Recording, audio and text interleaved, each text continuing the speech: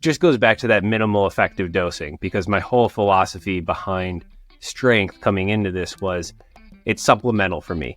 I'm not going out. Strength is not necessarily going to trump swim, bike, run in, if I only focused on strength. It won't necessarily make me a better endurance athlete, but in the right capacity and supplemental to the swim, bike, run, it makes me such a better triathlete and more robust. Welcome to the RunFORM podcast. I'm Bobby McGee, running mechanics expert. And I'm Matt Pendola, your run-specific strength coach. Matt and I have been working together for almost a decade on some of the top athletes in the world, and we've decided to share that process with you guys. Hey, welcome everyone to the RunFORM podcast. Today, I am talking with Ben Kanute all about his base strength training. This is a part of our base strength podcast series. And well, no better person to talk to about base strength than Ben Kanute, because Ben, you've been with me for 3 years to the day almost, I think.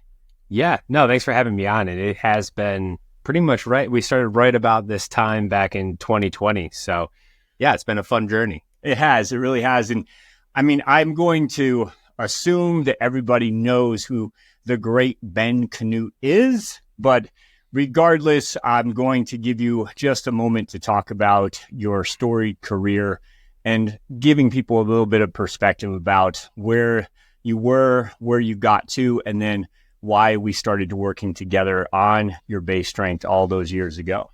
Yeah, I mean, I could bore you with my same story of starting as a kid, going through the USAT system, going to the Olympics, going to long course, but that's all boring stuff. Yeah, I think it's more interesting to talk about the strength journey overall, since this is the base strength portion of your podcast. And for me, the triathlon journey, it's all kind of natural flowing, like that's the main focus. But strength is always this peripheral thing that people want to do, know is good, but just gets tossed to the side every time because you're lifting heavy or you're not lifting enough, or it's just the same old.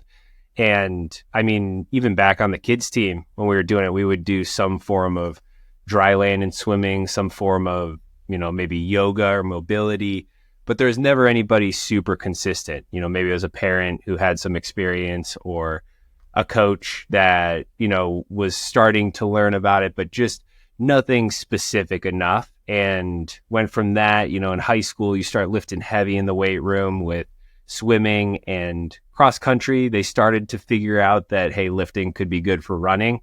And from there, I've kind of done a little bit of everything versus, the heavy lifting in the weight room with the leg press, squats, threw bench press away pretty soon after I stopped swimming competitively. But we were doing all sorts of different things. And I can tell you some of the strength programs would do, I was telling you the other day, like 400 meters in an indoor track of lunges, walking lunges with dumbbells, and went from that to something a little bit less aggressive, but through a physical therapy office and, some specific triathlon related exercises, but the same sort of stuff that they would pull and put on a sheet and print for you. And we found each other kind of right at that perfect time where I wasn't going into an office anymore because it was during COVID and wanted that strength, but didn't really know what I was doing. I actually think I was piecing together my own strength workout just from different stuff I'd done in the past. And Bobby introduced us and gave you a really good kind of glowing recommendation and was like, all right, like, yeah, I'll try this. Sounds great. And we met and really liked a lot of the assessment and what we did and bought into the protocol. And, you fast forward 6 months of us working together, and I'm at my bike fitters and he's going, I've never seen you look so terrible on a bike because I ran out of space. Like that was it was a compliment, because it's not that I looked worse. It was that I could get so much more aero and needed more room between my seat and my cockpit because we work so much on thoracic mobility. I love it. I love that story. You've talked to me about that in the past, where I've now shared that with other athletes, even knowing that they probably should be looking at another bike fitting after they've done the training for a few months, maybe, right? And there's a couple things that I want to unpack there, what you just said. First of all, you had a really storied past and you had some gym age to you when it came to the strength work.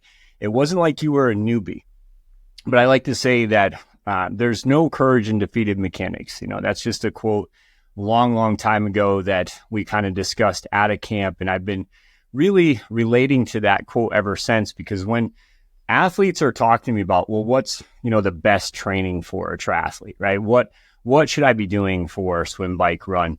And they want to get to really specific movements, right? And that's specialized physical preparation type of stuff. And I'm always thinking, well, we still got to roll it back here a little bit.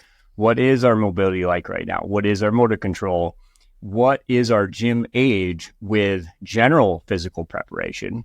Okay. And then we can start to really look at even more and more specificity as we go along. So starting the first part of your journey, I think back when you were part of a group where you guys were really coming up the ranks together. I did work with Kevin McDowell, who also was a guy that competed with you and kind of came up with you through those years in the systems. And I like to bring that up only because we have different approaches sometimes for athletes when we get to a certain point where we realize we're really needing to now specialize. But that first part of the journey, it is looking at movement improvement, right? And those same things you did 3 years ago are what's available on our website. We actually offer it free for people because I know it works and I know it'll help people. And I know that that's really what you got to get started with. So your first 10 days, you just did movement improvement, right? Yeah. And that's what's kind of funny too, is you say that that's very general. It felt very specific to me because you looked at what I was doing. We did it more for running because that's what Bobby was trying to help me with, is my RunFORM. And so all of that was based around better movement while running at speed, which just translated into the bike super well. And I think it was with your assessment and everything, you say it's very general, which maybe it's general strength and movement principles, but it starts to narrow into the specific athlete because of their weaknesses and where they need to improve. And then it just keeps getting more and more specific, which is what, the past few days we've been working here and been thinking a lot about like what we do, your background and everything. And I haven't found, we were talking about the right phrasing and everything, but it's like you have all of this information, all of this strength background, but you've done a really good job at funneling it in to the endurance world and what strength is supposed to be like for an endurance athlete, because, we're not lifting for our job. It's to supplement our job. And that's even what we were talking about in your gym the other night is we may be lifting heavy, but I'm not going to be doing, back squats because the risk, it's not my job to do back squats. There's much better ways to get strong in the gym versus just those traditional heavy lifts. Yeah, no, and it reminds me of our meeting with John Hodges over at Nevada Physical Therapy. That's the first thing we did when you arrived here. I've been working with John for, about a decade now. He's a physio that I use, and I do believe he's one of the best in the world at what he does.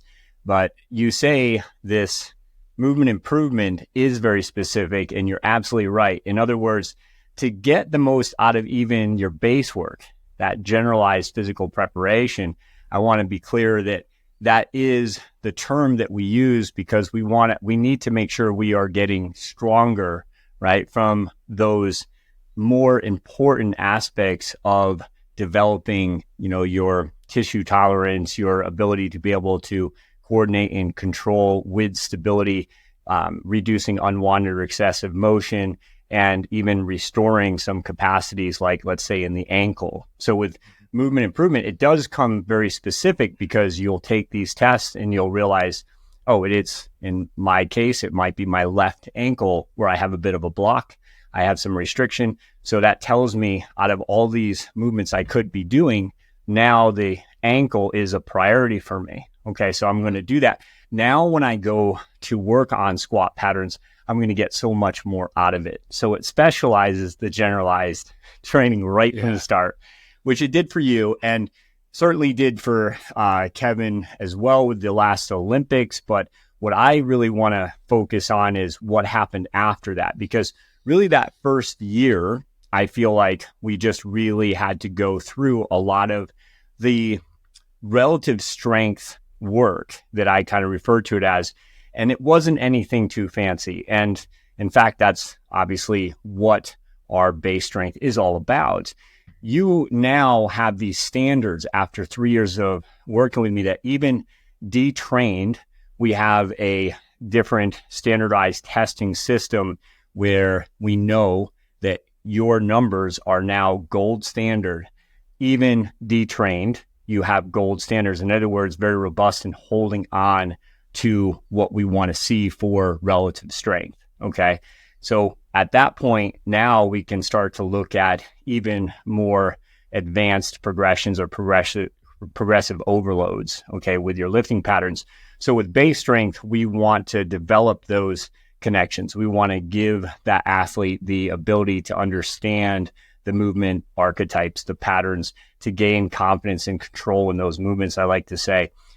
And going back to there's no courage in defeated mechanics, that's what I look at there is now when we do movement patterns, what's so cool to me is that I don't have to really say much to you. You know how to recruit. You know how to create tension. You have great, muscle connection, mind to muscle control. Those engrams with you are very, very in tune. So even when we do now more specialized work that can be considered pretty advanced, even in that first set, you're figuring it out because you have those connections in check, right?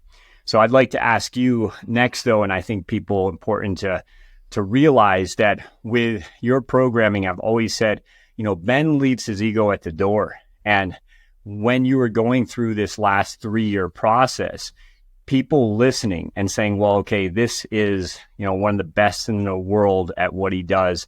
We're going to talk a little bit about your real goals for this year coming up. But essentially, I'd like people to know what you think about them getting into a process like this. Are they going to get too bulky, Ben? Are they going to put on maybe muscle that they can't really use, work against them? Are they really going to be able to prevent injuries, in your opinion? How does this really work for you, especially in your first year doing the program? Right. God, there's a lot there.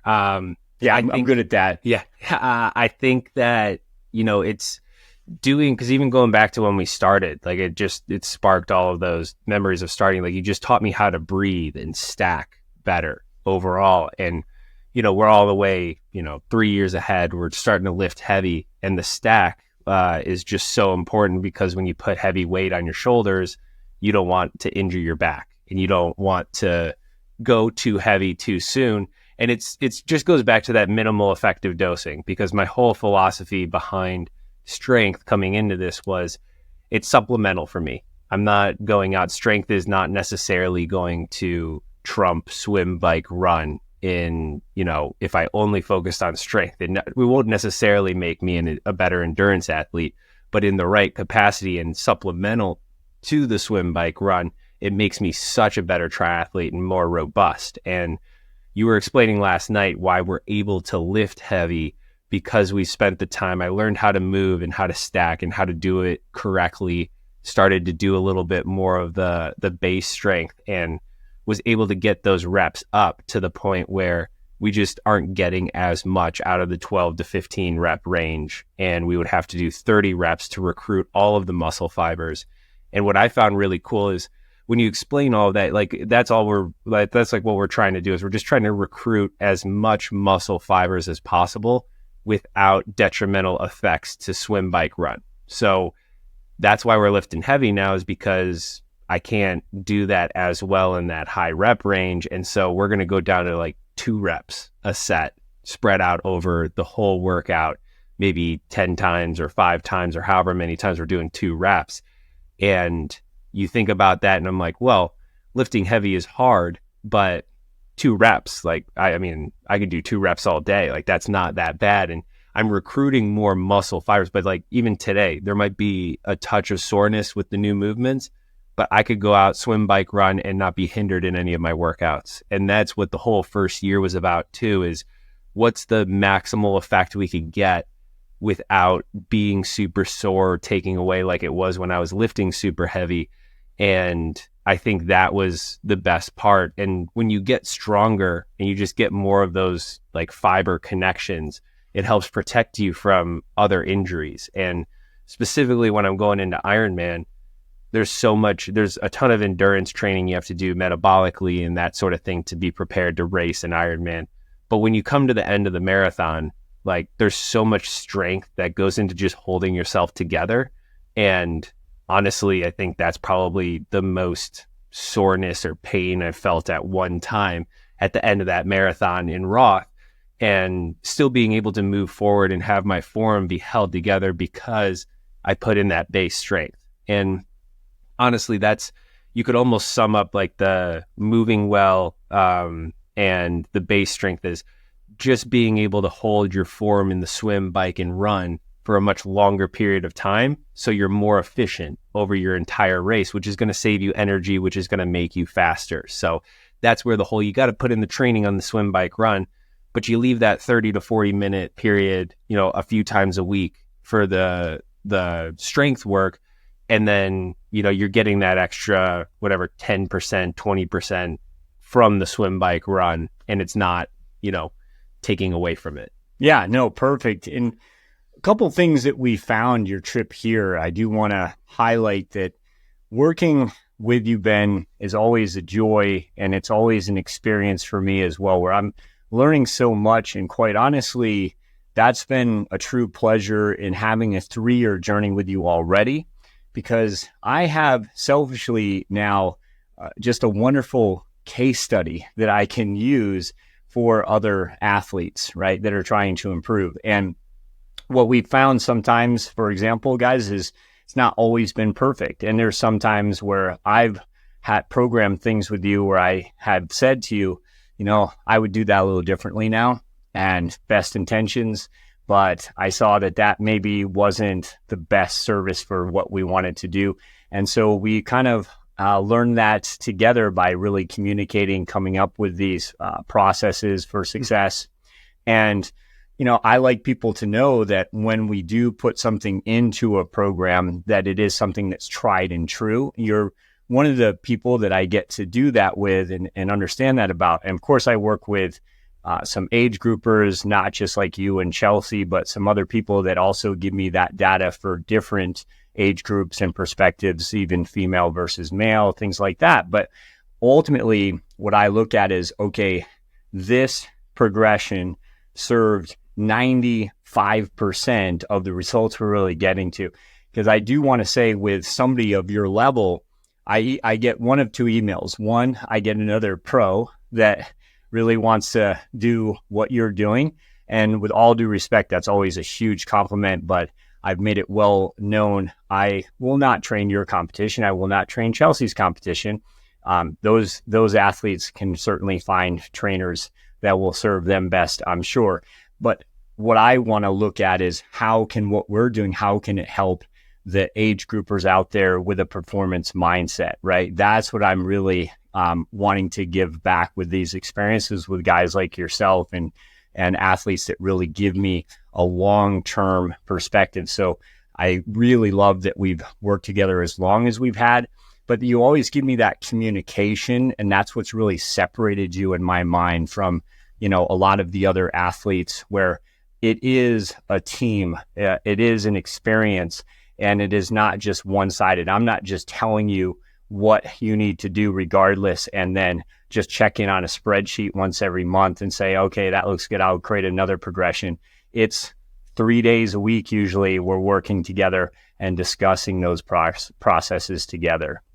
Yeah, and I think that's an important part. And, for a professional, like, we're looking for those 1% gains, like super small, and it takes that extra level of commitment beyond maybe just following the base strength, where we have to work back and forth and really navigate a lot of, because like I said, I can train 30 hours a week and then I'm fitting in strength and recovery and everything on top of it. And that's where we even talked about it's the minimal effective dosing. And that's where can I get the most bang for my buck?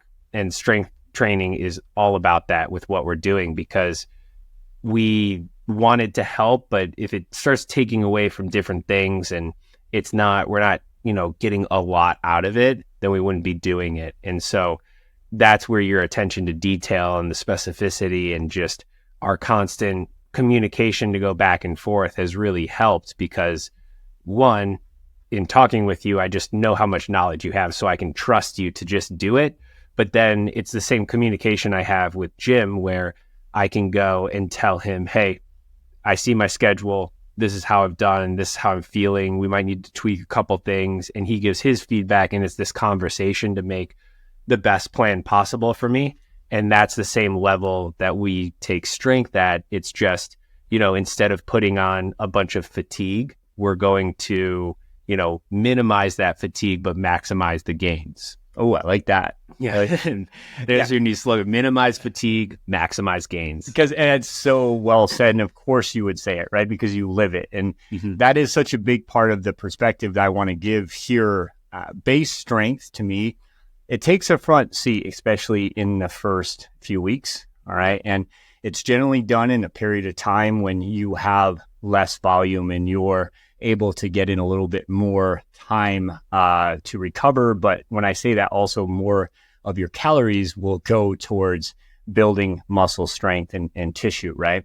And then, of course, as you are progressing in base strength, the second month, we do get into some of that more intensive type of work, and we're finally adding more speed to the whole thing, right? And it really sets you up well for the season. But the difference to me between a professional like yourself and most people that are listening and wanting or interested in maybe doing something like this is that I think that with you, we have this sort of maybe 6 to 8 week block, maybe 10 weeks if we're really lucky. And over time, we've been able to do that where we can condense this a little bit more, get that progression in. And I say condense it because of the experience you have. The more you guys do this, the more of a gym age you have, the more engrams, more muscle memory, the more you're able to sort of progress a little bit quicker, right, than if you're first starting it out and you're new to it all. So, we developed it so that you could be newer to these type of things and then progress over a few months. But with an age grouper, they may have, say, a couple races a year that they're really focused on. They may be able to actually go to base strength throughout the year, maybe even a few times in the year. I know some age groupers that have been able to do that. And, others like yourself, we have to look at the season once it starts and you're competing. And, okay, we have 10 days when you get back where we can get back to some base strength. So people have that question is base strength only one time a year? Well, really, I think we do go back to it in these blocks. And we have learned in the past that if we get too far away from doing any base strength, sometimes with your racing schedule and your training schedule, it can be quite difficult to find that time where you do have the ability to invest in that, both with your energy and your calories and all of that. So we want to look at being able to main gain, I call it. And the more that you've done this, the longer it kind of lasts for us, right? So that's I think the little difference is that we put in sort of micro doses in maybe 10-day blocks of base strength throughout the year for you once we've established that base period. But we do always need at least one strong block of base work before your season really starts to pick up and your even training and volume picks up too much. Yeah, definitely. And I think that's what's been really awesome too, is just the adaptability of everything to the schedule with where I'm racing, how I'm racing, everything from, like you said, the base building, the main gaining, the sharpening. It's all flowed really well with like the cycle and periodization that Jim uses as well. And, I think strength is always something that does get kind of tossed to the side for a lot of athletes, because age groupers in particular have a very busy schedule. Like I'm lucky where I can devote my whole week to training, racing, building out, recovery and all of that. And honestly, doing this stuff is so beneficial in just allowing you to be able to swim, bike, and run better, I would say it's worthwhile to take that time to, take the 30 to 40 minutes that, you don't have to replace swim, bike, run, but if you make that little bit of extra space, it's just you need to take the most you can with your time. And when you're working only out like 10 to 15 hours is all you have to train, you want to put in as much quality in that swim, bike, and run that you can.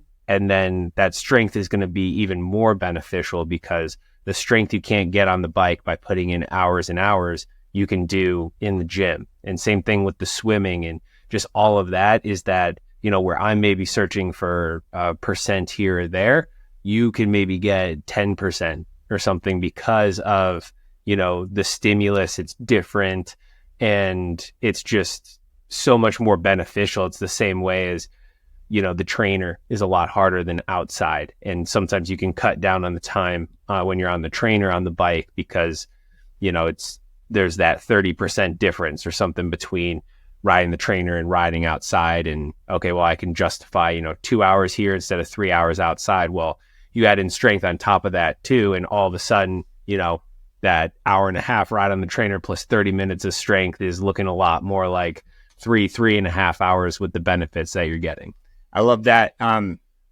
When I look at volume in the capacity conversation, and I am working with some age groupers like Ryan Peel, who's been on the podcast, when he really starts his base work, we look at taking about 30% of the volume he was doing, and we cut that out, right? And we actually see that a lot of our age groupers actually go much, much faster in their goal races with even 30% less volume. And so it actually doesn't take more time to do the strength training. It saves you time because you're getting more quality out of every single step or cycle or revolution, right? Mm-hmm. And, finally, I would say that, sure, for somebody of your level, you're not going to take 30% off volume, but it's like you said, it is going to really help the more that you are looking at being sort of in that working dad, mom, active lifestyles, but people who are giving so much of their day and themselves to their real priorities, right? Which are their kids and their families and things like that. You certainly are a phenomenal parent yourself. And I know you really prioritize family. So I just wanted to highlight that is that even with you, Ben, I'm sure that just even the little bit of time that strength training saves you, you really appreciate that. You can spend that time more with your family. I mean, we all have those needs, even a professional like yourself. Yeah, of course. That's super important. And I mean, having that balancing the stresses is all really, really important to do and be able to manage. And, time is precious and you want to make the most of it. And I think just to, even sum that up as we talked about strength and being able to, maintain your form over an Ironman. And you probably don't get very many opportunities, especially as an age grouper, to know and practice form when you're that fatigued at the end of an Ironman or in the middle of the bike. And strength, I think, can help build that robustness to, you don't have to practice at that extreme fatigue state when you're on the swim, bike, or run to, work on it then, when we all need to work on it, when we're extremely tired to get those muscles recruited. You're learning that as you're doing the strength work, and you're going to be able to hold it longer and just know how to recruit, know how to, your body is, able to respond to a lot of that and, have better body awareness. Even at the very simplest form is just having that proprioception and just knowing, on the bike, if my, hips are rotating the wrong way, or if on the run, my shoulders are like coming way in, or I'm standing way straight up. You just get your stack back. You just know how that is supposed to feel from working on it in that strength session. I'm smiling because I think you say what I'm thinking so much better than I do myself. I love your perspective on these things, and it's gold. And really, my final thoughts on this is when I'm watching you do 2 to 3 reps now in the 2.0 version of this, right? And these 2.0 versions will have that out before you're at Kona. But I have really been proud of how well you've been able to connect the dots. And now I feel very safe in taking you 2 to 3 reps on even barbell on your back on that single leg or Bulgarian or lunge type position, where now you are producing a lot more force, certainly with more weight than you can handle with just your grip with a dumbbell. But you had to start with the dumbbell or a kettlebell, and you had to progress up to that. But you are exposing yourself now to really getting all those muscle fibers in just a few reps to really do their job and to experience that so that you can use them in that full spectrum when you really need it at Kona, right? So, build up to that and you will be able to do the 2.0 version just like Ben over here. But also, I just want to finish with allowing you to really take us out with your main goal for this camp, what you just learned and why and how that's going to help you for Kona this year. Well, I gave away your main goal for the year. Yeah, I mean, that's no secret. Kona is the main goal, to be Ironman world champion. It's a great course, hard course. If you're in the triathlon world, and even if you aren't, it's probably one of the more famous races just from all of the history there. And that's kind of, the focal point of the season with everything else leading up to that. So this time coming out here, spending it, getting that first glimpse at lifting heavy and being able to learn that in person is setting the foundation through the off season, through the big base building period that we'll do to get all of that strength so that my base level of fitness and strength is that much higher. Because like you said, even if we stop training, still have that really high level of fitness. And so that's something then to build on and build throughout the entire year. And so just like I'm doing that with gym, doing swim, bike, run, we're doing it in the gym to be able to build that up. So got 2 gyms. I know. And we should mention, Jim, as in Jim Vance, is your head coach. And I would say that the communication that I get to have with Jim in these blocks is also, it's really helping to be part of a system where that communication is there and locked in and keyed in. So answering some of these customer service questions I'm getting, which are fantastic, the best, I think, experiences so far is when I have found that you are working and communicating really well with the coach with the strength programming you're doing. So I remind people to even really make sure you're communicating that with your coach to get the best experience so the coach can even say, hey, I'm going to make some adjustments because I realize this is really helping you. Your run, for example, got so much better. And that's really, I think, at the time what you needed. And now we're focused a little bit more on a couple other things. But you're actually looking at a guy who got faster with a couple or a few more pounds on you, right? And it was really serving you to go faster. And I give Jim a lot of credit for realizing that, we didn't really necessarily need to stay at a certain body weight to get faster. And that's good. And I think that's kind of, it's not old school, but it's a bit old school. Like maybe mathematically, if you're X amount of pounds lighter, you can run a mile X, seconds per mile faster. But there's that whole kind of diminishing gains as well. If you lose your power, you aren't going to be able to run or ride faster. And specifically for a long course too, you need to have, you don't need to be this super duper lean and borderline unhealthy body type that you'll naturally get as lean as your body needs to with doing the amount of training and eating healthy. And the muscle that you get, that's kind of the cool thing about triathlon is there's no real specific body type for it. We've maybe projected other types of sports onto it, like the swimmer's body, the runner's body, the cyclist's body, but we're such a different sport across the board, having to be able to swim, bike, and run, that it's kind of, I've always said my strength is my strength. And specifically for Ironman, I think that's really come out because, I've had coaches in the past tell me my quads are too big and I'll never run fast over the 10K because I should be an 800 meter runner or something. And I'm not a good 800 meter runner by any means. So that's where I think too, it's just, you're not going to put on significant weight in the gym. And I do think as an athlete, your body just, it changes and develops over the years. I mean, when I was at my lightest, it was maybe right out of college and maybe even as late as 2017 or so.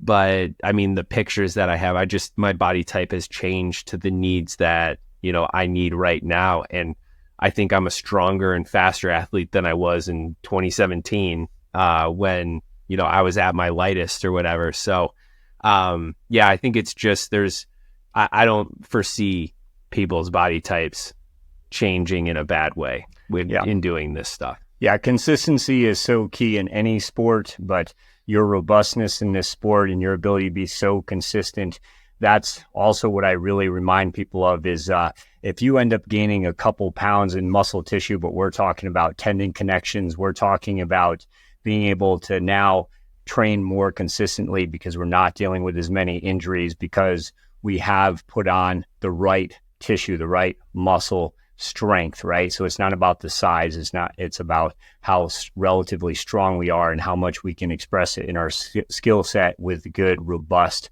consistent movement, right? So love it, Ben. I'm going to let you go. We actually have to go to the airport. Thank you for signing my board back here. Yeah, of course. I've now got you and Chelsea on my board, and I'm going to let you guys know that Ben will be back in the future to talk more about how his 2.0 is going. We want to get you guys excited about working towards that 2.0, but try out our program today. We'd love it if you give it a try.